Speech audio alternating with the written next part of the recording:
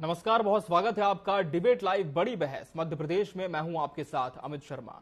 मध्य प्रदेश विधानसभा सत्र की शुरुआत से पहले सरकार और विपक्ष ने अपने अपने मोर्चों की घेराबंदी शुरू कर दी है।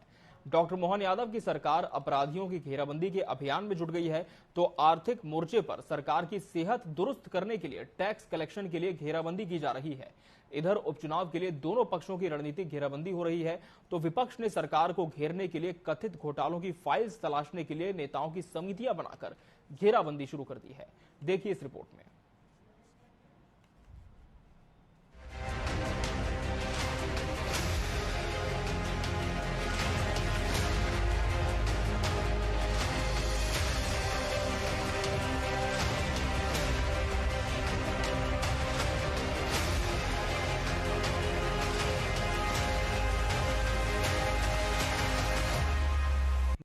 मध्य प्रदेश में विधानसभा के बजट सत्र में सत्ता पक्ष और विपक्ष के बीच जोरदार आमना सामना होना तय माना जा रहा है, लेकिन इसके पहले राज्य की सियासी तस्वीर में कुछ नए बदलाव की भी संभावना बनने लगी है।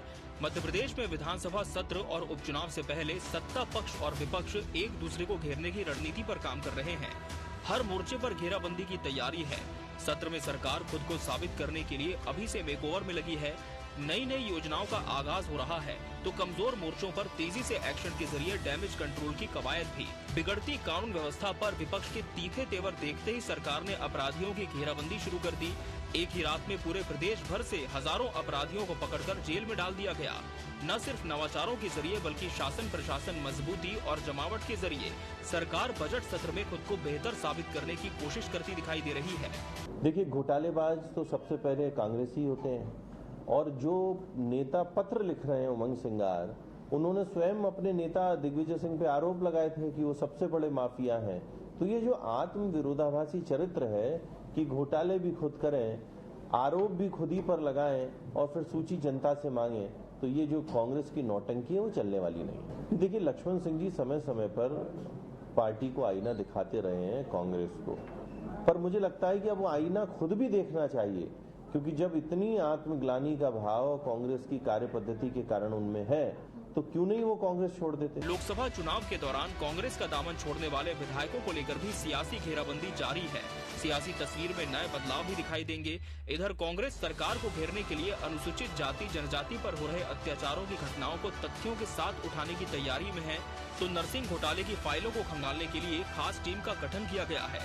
एक एक मुद्दे पर विपक्ष तथ्यों, तर्कों और सबूत के साथ सत्ता पक्ष से दो हाथ करने की तैयारी में है। देखिए, मध्य प्रदेश में तमाम तरह का, चाहे खाद घोटाला हो, नरसिंह घोटाला हो, ई टेंडरिंग घोटाला हो, घोटाला में घोटाले की सरकार चल रही है। सारे घोटालों को अब सूचीबद्ध तरीके से जनता के सामने एक ड्राफ्ट तैयार किया जा रहा है और जनता से ही सुझाव लिए जा रहे हैं। आदरणीय उमंग सिंगार जी द्वारा एक पत्र लिखा गया है, जनता से ही सुझाव लिए जा रहे हैं, चाहे शासकीय कर्मचारियों का घोटाला हो, उनकी पेंशन का घोटाला हो या छात्रवृत्ति का घोटाला हो। ओबीसी, एससी, एसटी लोगों को छात्रवृत्ति नहीं मिल रही, नरसिंह घोटाला, तमाम तरह के घोटालों को सूचीबद्ध तरीके से विधानसभा में मुखरता से आवाज उठाई जाएगी। सरकार से प्रश्न पूछा जाएगा कि सरकार इन मुद्दों पर, इन बातों पर जवाब दे, जिससे मध्य प्रदेश की 7.5 करोड़ जनता आश्वस्त हो सके कि जो टैक्स की गाड़ी कमाई जनता दे रही है, वो कहीं ना कहीं भ्रष्टाचार की बलि जो मध्य प्रदेश में चढ़ रही है, उसका जवाब मोहन सरकार को देना होगा। और तमाम जो केंद्रीय मंत्री यहां से दिल्ली में केंद्रीय मंत्री बने, वो भी मध्य प्रदेश के लोगों को जवाब दें। जहां सरकार के सामने खुद को साबित करने की चुनौती है, तो वहीं लोकसभा में हार के बाद विपक्ष भी अपनी मौजूदगी दर्ज कराने की जद में होगा। सड़क से लेकर सदन तक कांग्रेस के नेतृत्व के सामने अब मुद्दों को उठाने की बारी है। वहीं देखना होगा कि सत्ता पक्ष की इस पर क्या रणनीति होती है। Bureau report, TV 24 news.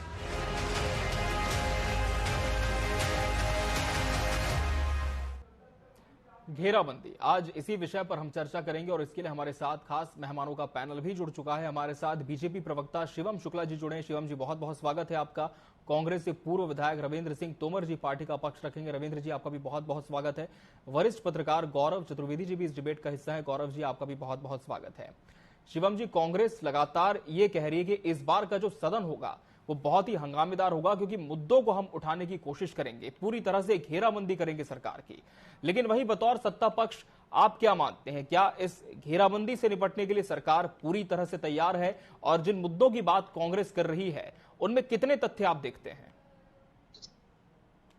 देखिए, सबसे अव्वल बात तो यह है कि कांग्रेस पार्टी का हमेशा से ही चरित्र रहा है विधानसभा की कार्रवाई को अवरोध पैदा करके उसमें प्रश्न उत्पन्न करना और पूरी तरीके से अपनी राजनीतिक जो रोटी है उसको देखने का प्रयत्न करना। लेकिन स्वाभाविक तौर पर मध्य प्रदेश की सरकार भी पूरी तरीके से प्रतिबद्ध है कि किसी भी प्रकार से इस प्रकार की कार्रवाई, इस प्रकार की पद्धति को स्वीकार नहीं किया जाएगा। कांग्रेस पार्टी अगर विधानसभा की कार्यवाही में अवरोध उत्पन्न करने का काम करेगी तो उनको उसी की भाषा में जवाब देने का सदन के भीतर भी और बाहर भी जवाब दिया जाएगा। जो सबसे महत्वपूर्ण चीज है, जो भ्रष्टाचार, इस प्रकार की चीजों की बात कांग्रेस के द्वारा की जाती है या किसी और के द्वारा नहीं है, तो कांग्रेस का चरित्र रहा है भ्रष्टाचार करने का। हमने अनेक अवसरों पर देखा है कि कांग्रेस के नेता कार्यकर्ता आपसी खींचतान और भ्रष्टाचार को ही उजागर करते हुए नजर आ जाते हैं। भारतीय जनता पार्टी की सरकार का पूरा फोकस गवर्नेंस पर है, प्रदेश की आर्थिक स्थिति को और ज्यादा सुदृढ़ करने पर है, मध्य प्रदेश को एक अव्वल और देश में नंबर 1 बनाने का जो लक्ष्य हमारा था उसको लेकर के मोदी जी की गारंटी को पूरा करने में है। जबकि कांग्रेस पार्टी अपनी ही अंतरकलह, गुटबाजी इत्यादि चीजों में उलझी हुई जन सरोकार, जन भावना से जुड़े हुए विषयों पर निर्णय नहीं ले पा रही है। ठीक है रविंद्र जी, बीजेपी कह रही है कि कांग्रेस हमेशा भ्रष्टाचार में नंबर 1 रही है और मोटिव यही होता है कांग्रेस का कि किसी भी तरह से विधानसभा की जो कार्यवाही वो बाधित हो, जनहित के मुद्दों पर चर्चा न की जाए। लेकिन बतौर विपक्ष किस तरह की तैयारी इस बार आप लोगों ने कर रखी है और कैसे मुद्दे उठाएंगे सदन में? ये भारतीय जनता पार्टी का चाल चरित्र चेहरा जनता के बीच में है। कह देने से केवल नहीं होता। ये सबसे बड़ी बात तो ये है कि भारतीय जनता पार्टी को 20 वर्ष हो गया और ये 21वां वर्ष शुरू हो गया सत्ता में मध्य प्रदेश में जी। क्या इन्होंने पूरे इस 20 वर्ष के अंदर एक भी ऐसा मौका नहीं आया जब तक 1 महीने या 2 महीने सदन चला हो जी। कांग्रेस की सरकारों में 2-2 महीने, 3-3 महीने सदन चलता था। सदन की कार्रवाई से भागने का ये काम करते हैं। इससे साबित होता है कि जनता के प्रति ये जवाबदेह नहीं है और ये जो घोटालेबाज सरकार है ये कहीं ना कहीं जवाब देने से दूर भागती है। और मध्य प्रदेश में एक नहीं, बहुत बड़े बड़े घोटाले हुए लेकिन उनको दबाने की कोशिश सरकार ने की। मैं कहता हूं उसमें तमाम घोटाले थे। व्यापम का इतना बड़ा घोटाला, डंपर का घोटाला, वो सारे घोटाले दबाए गए। इसके बाद आज अगर मध्याह्न भोजन का, जब पिछले सत्र में मध्याह्न भोजन का मामला है, 21,000 करोड़ का घोटाला था, उस पर सरकार ने कोई चर्चा नहीं की, है ना। नर्सिंग घोटाला, इससे घोटालेबाज सरकार है। अगर इसकी सही तरीके से जवाबदेही हो सरकार की तो सरकार पूरी तरह से घेरे में आएगी। और जो केंद्र की एक बहुत बड़ी योजना है नल से जल योजना, नल से जल दे रहे हैं ये जी। अगर उसकी सही तरीके से जांच की जाए तो वो योजना भ्रष्टाचार की भेंट चढ़ गई। किसी भी गांव में जाकर के, आप मीडिया के मित्रों से भी मैं कह रहा हूं कि आप गांव में जाइए और गांव के लोगों से ये पूछिए कि जो नल से जल दिया जा रहा है क्या वो जल आपको मिल रहा है। तो गांव का एक भी व्यक्ति अगर समर्थन कर दे तो आप जो कहेंगे वो मैं हारूंगा। क्या ये केवल अपनी बातों से काम चलाना चाहते? सही बात यह है कि ये सरकार जनता की खून पसीने की गाढ़ी कमाई का, जो टैक्स का पैसा है उसकी बर्बादी हो रही और वित्तीय हालत इतनी खराब कर दी इन्होंने कि मध्य प्रदेश में 51,000 रुपया प्रति व्यक्ति कर्जा है। सही बात यह है कि सरकार पूरी तरह से फेल है। कर्मचारियों की तनख्वाह का पैसा भी उस फंड में नहीं, दूसरे मदों से ट्रांसफर करके तब तनख्वाह दी जा रही है कर्मचारियों को। ये हालत है मध्य प्रदेश की। और ये कह रहे हैं कि हमारा सब कुछ ठीक चल रहा है। और मैं कह रहा हूं कि अगर आप ठीक हैं तो मैं इसी सत्र में कह रहा हूं कि आप इसी सत्र को पूरा 15 दिन 1 महीने का कर दीजिए, आपकी पोल खुल जाएगी इसी में। अगर आप ठीक हैं जी। तो विपक्ष कह रहा है कि आप सदन चलाइए आगे। क्यों आप 4 दिन और 5 दिन का सदन करते हो? ठीक है, तो विपक्ष ने सवाल किया है कि सदन की जो कार्यावधि है वो सरकार कम कर देती है क्योंकि जनता के मुद्दों का जवाब नहीं होता सरकार के पास। इस पर मैं जरूर शिवम जी से जवाब लूंगा। फिलहाल गौरव जी का हम रुख कर लेते हैं। गौरव जी, इस बार का जो सदन होगा, कांग्रेस पुरजोर तैयारी कर रही है बतौर विपक्ष अपनी भूमिका का निर्वहन करने की। नरसिंह घोटाला सामने है, इसके साथ ही प्रदेश में जिस तरह से भ्रष्टाचार की बात कांग्रेस करती है, बतौर विपक्ष समय समय पर इस मुद्दे को उठाया भी जाता है। लेकिन क्या लगता है इस बार का जो सदन होगा, सबसे अहम चर्चा किन बातों पर होनी चाहिए? देखिए, अगर सही मायने में देखा जाए तो ना मोहन यादव की सरकार जी सही तरीके से बल्लेबाजी कर पाई है और ना ही विपक्ष के तौर पर कांग्रेस आखिर तक गेंदबाजी कर पाई। सिर्फ हम 6 महीने की बात न करें, पिछले 1 साल से लगभग 1 साल में मध्य प्रदेश की प्रशासनिक, राजनीतिक और आर्थिक जी परिस्थितियां ठप्प पड़ी हुई हैं। उसका एक वजह है कि जब पिछले चुनाव के बजट के दौरान लाडली बहना योजना की गई थी, उस वक्त से लेके सारा का सारा पैसा विकास का, अन्य योजना का लाडली बहना में ट्रांसफर किया जाता रहा, लाडली बहना को पैसा दिया जाता जी। तो जो विकास कार्य होना थे वो भी पूरे सही तरीके से नहीं हो पाए।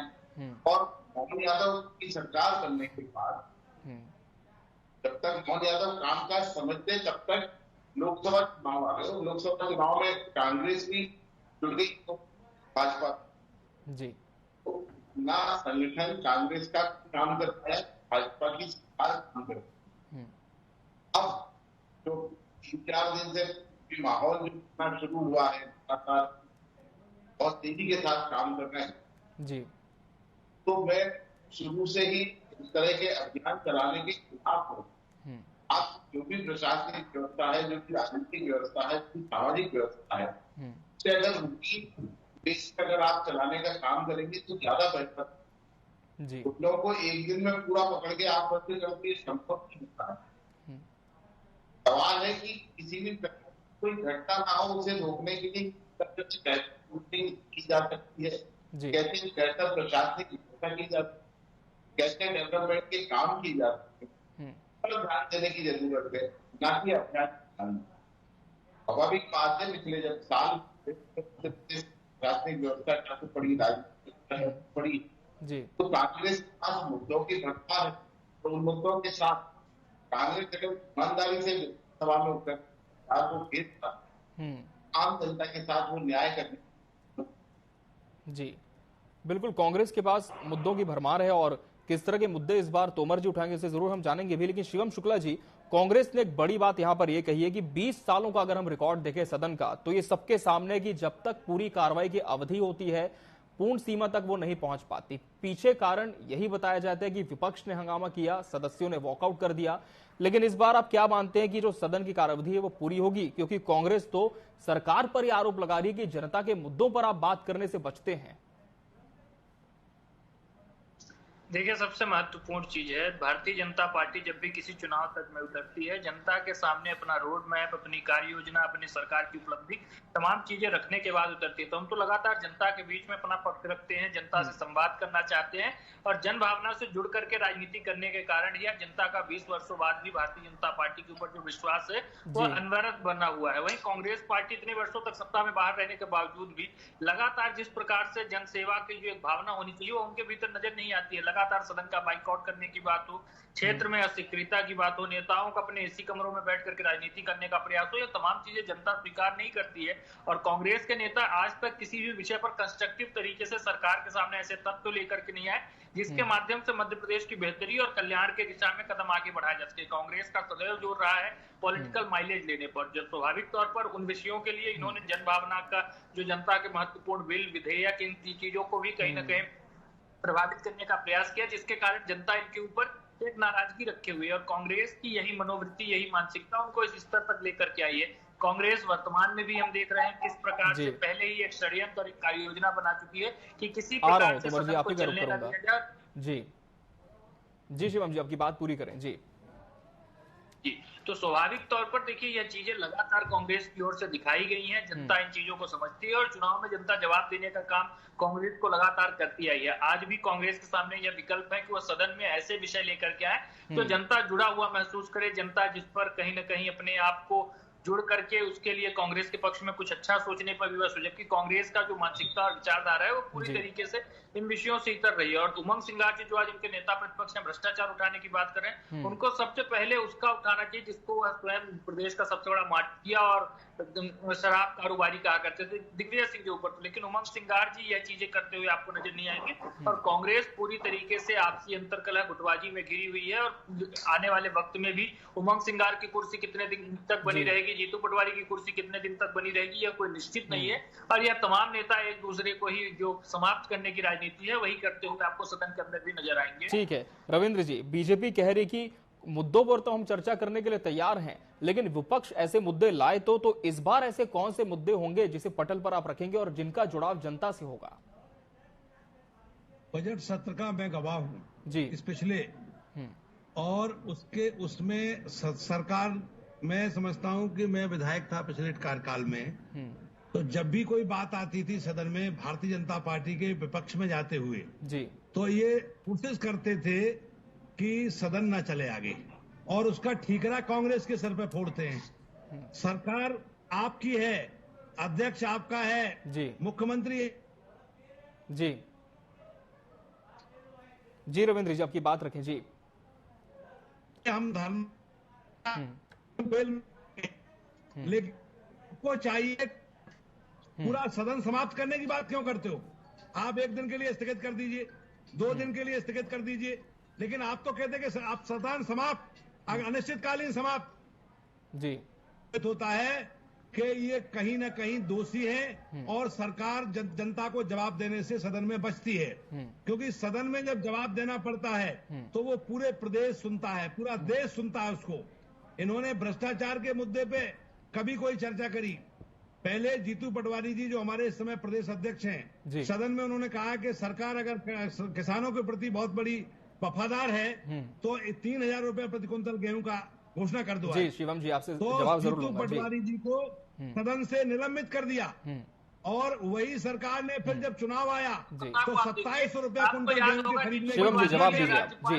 आज इस बात का जवाब जनता मांग रही है कि आपने 2700 रुपया कुंटल के गेहूं की जो घोषणा करी थी उसका कोई आपने जवाब नहीं दिया, आपने धोखा दिया जनता को। मैंने आपको बताया मध्याह्न भोजन में 21,000 ठीक है रविंद्र जी जवाब ले लेते हैं शिवम जी से। शिवम जी आपकी बात रखें जी। जी जी शिवम जी आपकी बात रखें, बड़े आरोप कांग्रेस ने लगाए जी। जीतू पटवारी जी की जो राजनीति थी, उनकी जो बरसाना हरकतें थी, उसको कमलनाथ जी ने भी खारिज किया था। आने वाले वक्त में भी जीतू पटवारी और उमंग सिंगार की नकारा जोड़ी पूरी तरीके से मध्य प्रदेश और कांग्रेस पार्टी की कोई भी विषय को नहीं उठा सकते, और यह लोग पूरी तरीके से कहीं ना कहीं खारिज कर दिए जा चुके हैं। इनको अपने कार्यकर्ताओं का सम्मान नहीं हासिल है, इनके नेतृत्व में ये अपने कार्यकर्ताओं को तो एकजुट करके उनकी घेराबंदी करके रख नहीं पाए, या सदन में घेराबंदी कैसे करेंगे? 15 से 20 करोड़ रुपया खर्चा है और जनता की खून पसीने की गाड़ी का खर्चा है। विकास योजना से विकास यात्रा जो पूरी तरीके से विफल साबित हो चुके हैं। प्रदेश की जनता ने उनको खारिज कर दिया है। कांग्रेस के अपने नेताओं का विकास खारिज किया है। अब सदन में आपको याद है, मैं बार-बार दिलाना चाहूंगा, राज्यपाल के अभिभाषण का बहिष्कार करने वाले जीतू पटवारी जी को आईना दिखाने का काम उनकी पार्टी के नेता ठीक है चलिए, आरोप प्रत्यारोप अपनी जगह चलते रहेंगे। वरिष्ठ पत्रकार गौरव चतुर्वेदी जी का हम रुख कर लेते हैं। गौरव जी, सदन के पहले आप देख पा रहे हैं कि चर्चा में ही कितनी गर्माहट हो गई है, लेकिन सदन जब शुरू होगा तब क्या मानते हैं कि इस बार क्या जनहित के मुद्दों पर चर्चा होगी, और क्या बतौर विपक्ष, चूंकि कांग्रेस ने विधानसभा का चुनाव हारा, लोकसभा में करारी शिकस्त मिली, तो इस बार कांग्रेस के लिए क्या अपने आप को साबित करने का भी ये सदन में एक समय होगा कि जनता के हित के बारे में कितना मुखर है विपक्ष? देखिए, सदन नियम और परंपरा से चलता और नियमों की आड़ में जी सत्ता पक्ष हमेशा सदन को अनिश्चित काल के लिए स्थगित कर देता है, और परंपरा की आड़ में पक्ष अपना रवैया बनाए रखता है जी। अगर नियम और परंपरा का संतुलन सदन में बन जाएगा तो मुझे लगता है कि प्रदेश की जनता के साथ सरकार और विपक्ष दोनों एक जैसा न्याय कर पाएंगे। मुद्दे आएंगे, सरकार को जवाब देना चाहिए, सरकार उसमें मैनेज करे, जहां पर जो व्यवस्था हो सकती है उसके अनुरूप वो जवाब प्रस्तुत करे। ऐसा ना हो कि जवाब किसी चीज का मांग रहे, जवाब किसी और बात का दे रहे हैं। और जब इस तरीके की घटनाएं होती है तो फिर सदन में हंगामा होता है, और सदन में हंगामा होने के कारण फिर सदन स्थगित करने की प्लानिंग की जाती है। बिल्कुल गौरव जी, लेकिन अभी शासन प्रशासन जिस दिशा में काम कर रहा है, चाहे हम रेवेन्यू जनरेशन की बात करें, लॉ एंड ऑर्डर की बात करें, क्या आप मानते हैं कि अभी जो एकाएक सक्रियता बहुत ज्यादा बढ़ गई इस दिशा में, क्या सदन से पहले एक तरह से डैमेज कंट्रोल करने की कवायद शासन प्रशासन की यहां पर है? सरकार ये नहीं चाहती कि कोई भी मुद्दा विपक्ष को मिले चर्चा के लिए?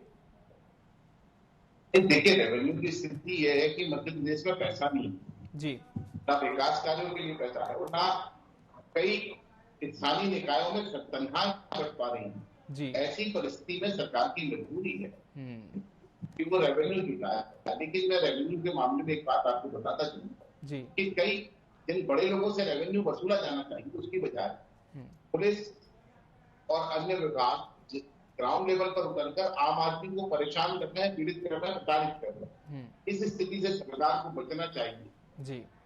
अभी सबसे बड़ी प्राथमिकता बड़े अमाउंट को कलेक्ट करके इस प्रदेश के कल्याण में। शिवम जी, जो बात गौरव जी कह रहे हैं, क्या इस बात से इत्तेफाक रखते हैं कि प्रदेश में रेवेन्यू की कहीं ना कहीं जो जनरेशन की दिशा है वो बहुत धीमी है और ये एक बड़ा मुद्दा हो सकता है विपक्ष को आपको घेरने के लिए? देखिए, मध्य प्रदेश में लगातार सरकार जो रेवेन्यू के संसाधन है उनको लगातार तलाश रही है, आगे भी बढ़ा रही है। हमने देखा जीएसटी का जो कलेक्शन है वह भी लगातार रिकॉर्ड स्तर पर जाता हुआ नजर आया है। मध्य प्रदेश की सरकार पूरी तरीके से प्रतिबद्ध है कि मध्य प्रदेश की आर्थिक व्यवस्था सुदृढ़ रहे और उसको ध्यान में रखते हुए हमारी चीजें आगे बढ़े। इसमें कोई शक अथवा शुबा नहीं है कि मध्य प्रदेश की सरकार के कमिटमेंट से मध्य प्रदेश की विकास योजनाएं भी लगातार क्रियान्वित हो रही हैं। कर्ज और जीएसडीपी का रेशियो भी लगातार कम हो रहा है। मध्य प्रदेश में जो इंफ्रास्ट्रक्चर का डेवलपमेंट है वह भी चल रहा है। गरीब कल्याण के लिए अथवा डीबीटी के माध्यम से जिन लोगों को लाभ दिया जाना है वह भी पहुंच रहा है। तमाम चीजें संचालित हो रही हैं। अर्थव्यवस्था को कैसे संचालित करना है यह मध्य प्रदेश की सरकार को बखूबी आता है। मुख्यमंत्री मोहन यादव जी के नेतृत्व में हमारा कमिटमेंट है कि मध्य प्रदेश आर्थिक रूप से भी मजबूत रहेगा। हमारे जो वचन पत्र में, संकल्प पत्र में, मोदी जी की गारंटी पत्र में जो योजनाएं थी जिन्हें हमने रविंद्र जी, सरकार के प्रयास कहां तक दिखते हैं आपको? ठीक है, जवाब ले लेते हैं शिवम जी। जवाब दे रविंद्र जी। जी रविंद्र जी, आपकी बात रखें, सरकार की जो प्रतिबद्धता है कहां तक आपको धरातल पर यह नजर आती है? चलिए, रविंद्र जी से संपर्क नहीं हो पा रहा है फिलहाल। समय हमारे पास इतना ही था इस पूरी चर्चा के लिए। आप सभी मेहमानों का बहुत बहुत शुक्रिया हमसे इस चर्चा में जुड़ने के लिए और इसका हिस्सा बनने के लिए आपका बहुत धन्यवाद। और इसी के साथ बड़ी बहस डिबेट लाइव मध्य प्रदेश में फिलहाल इतना ही। मुझे और मेरी पूरी टीम को दीजिए इजाजत। नमस्कार।